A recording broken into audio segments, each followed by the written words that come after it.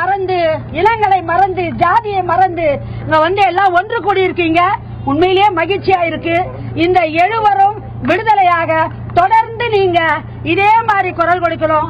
முதல்வர் அம்மாவுக்கு இந்த எழுவர் விடுதலையில துணை நிற்போன்னு முழக்கமிட்டீங்க.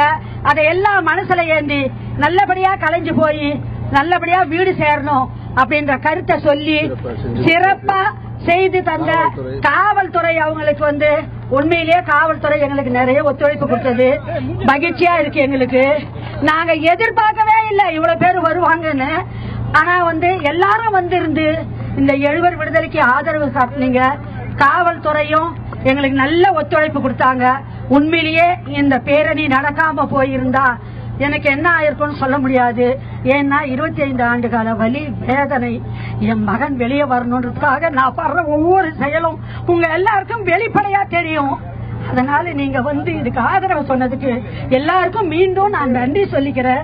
எனக்கு ஒத்துழைச்ச பத்திரிகையாளர்கள், ஊடகவியலாளர்கள் எல்லாருமே எனக்கு நான் என்னோட கருத்தை ஏத்துக்கிட்டு இது நியாயம்தான், இவங்க போராடுறது அப்பாவி இந்த 7 தமிழர்களை விடுதலை செய்ய நாம உதவி செய்யணும் அப்படின்ற அளவுக்கு எல்லாருமே எங்களுக்கு ஆதரவா குரல் கொடுத்திருக்காங்க.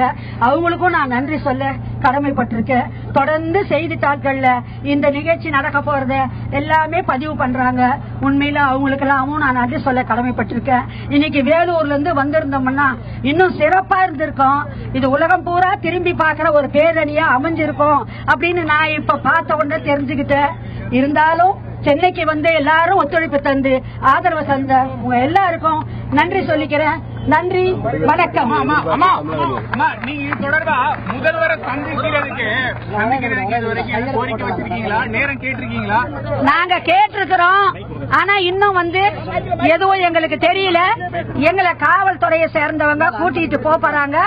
அனுமதி கிடைச்சிருக்கு. அவங்க மூலமா நான் உள்ள போறோம். ஒரு 4 பேர் இப்ப கோரிக்கை மனுல இப்ப கையெழுத்து போடுவோம்.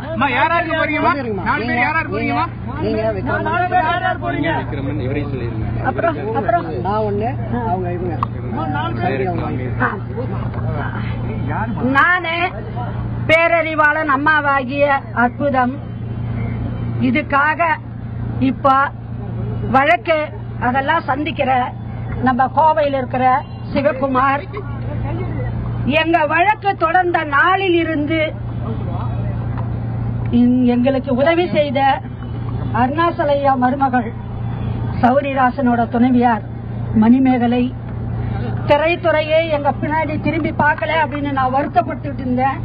ஆனா இப்போ உரிய நேரத்துல திரளா எனக்கு ஆதரவு தெரிவித்திருக்கிற திரைத்துறையை சார்ந்த விக்ரம் அவர்கள் 4 பேருக்கும், விக்ரமன் ஆக அவங்க 4 பேருக்கும் எங்களுக்கு அனுமதி கொடுத்திருக்காங்க உள்ள.